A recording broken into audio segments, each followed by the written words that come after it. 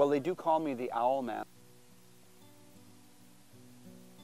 I first started photography when I was a boy, and I used to develop pictures in my basement as a young man using chemicals and a homemade darkroom. And then I progressed from there on to larger cameras like DSLRs with 35mm film. And then later on after that, gap of several years went by where I didn't do cameras at all. And then I went to digital, and I've been on there ever since. Started out with a small pocket camera, and then worked up to a single lens reflex camera, and then went up in quality of equipment from there until today I'm running a 600mm lens with a 1.4 teleconverter and a $5,000 professional body. So it's taken about 12 years since I started back into SLR, digital SLR, to get to where I am now though. My parents were big birders, so I guess I became a birder in the long run.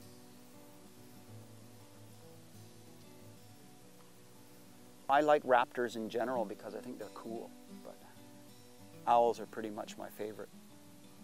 They're really, really beautiful birds. Now, I want to take my photographs mainly when there is light like this. It's diffuse, but there's no shadow, because not only does my tracking work better, but I don't get one side that's really dark and one side that's really bright, because it's almost impossible, even with adjustments in Lightroom, to get both sides to look even. And as far as positioning, you learn what your subjects do. So if the owl is doing like a figure-8 style of feeding in its regular area, and there's going to be a crossover point in the figure-8 in the center where it'll cross over every time. So I try to situate myself at that point so that I will have the greatest chance of getting pictures at that one spot. You know, when you know all this stuff about photography, you just automatically flick switches and do things because you know, oh, well, that's not going to work, right? Without having to expound on why I do it or anything, I just automatically know that, okay, I've got to set it at this ISO, I've got to set it at this f-stop, I've got to set it at this shutter speed, or it's not going to work. And it's like baking a cake. There's a recipe for making the cake. Do just exactly this, do just exactly, but a good cook will go in there and taste the batter and say, no, I'm going to add a little more salt, or no, I'm going to add a little more sugar, or maybe a little more cream, or whatever, right?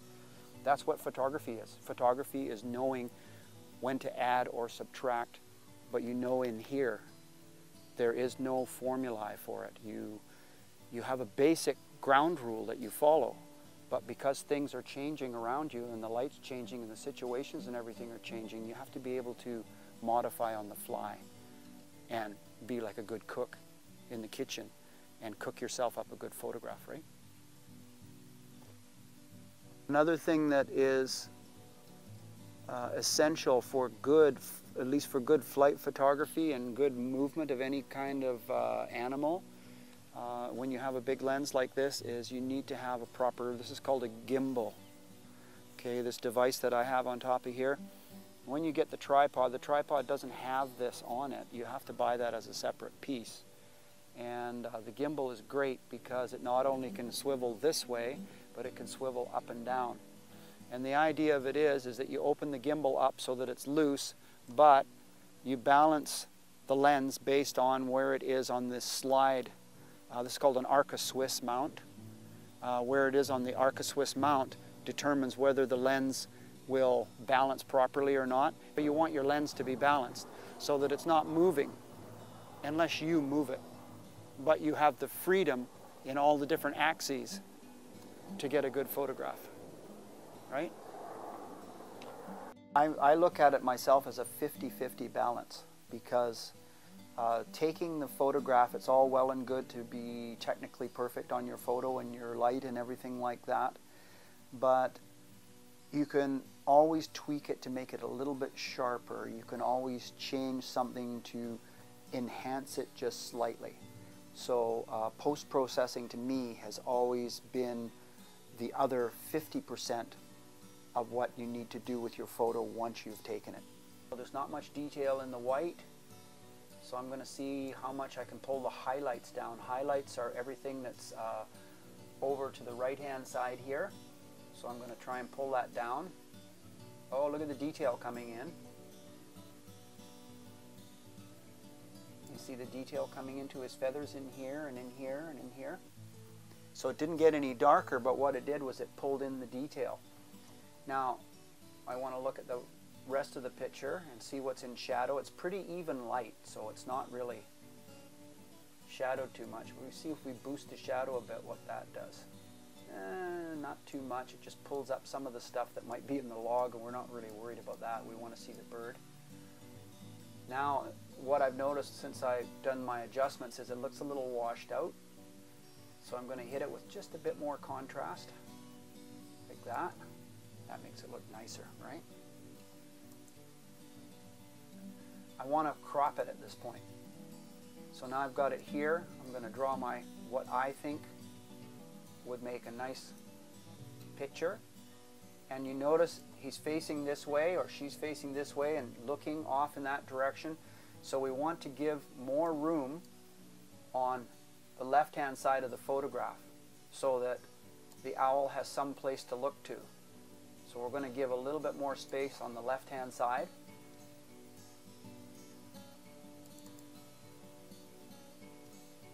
You want the people's eye to go to the bird's eye, right?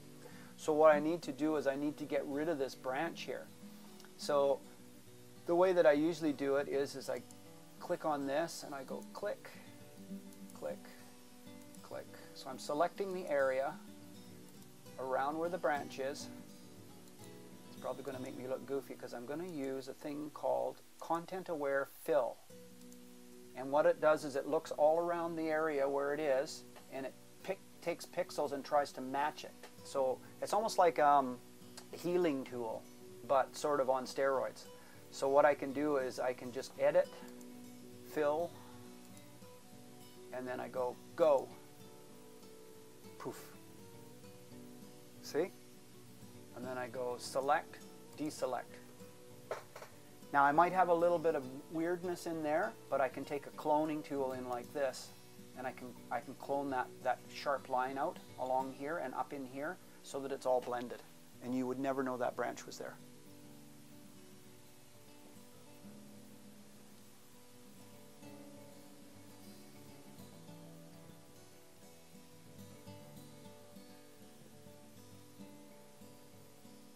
It's not just me and my birds. It's helping people to see the world the way that they want to see it. And my goal is to invoke an emotional response from my audience. So it's not only my own pride at getting what I think is a great picture, but also having feedback from other people saying, "Gee, Steve, that was a great shot," or "Wow, that's a good photo."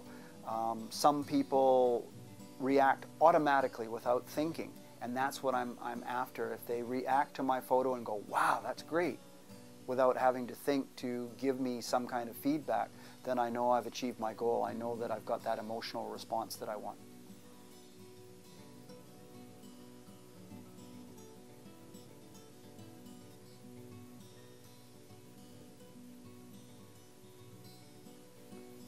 You can never stop learning.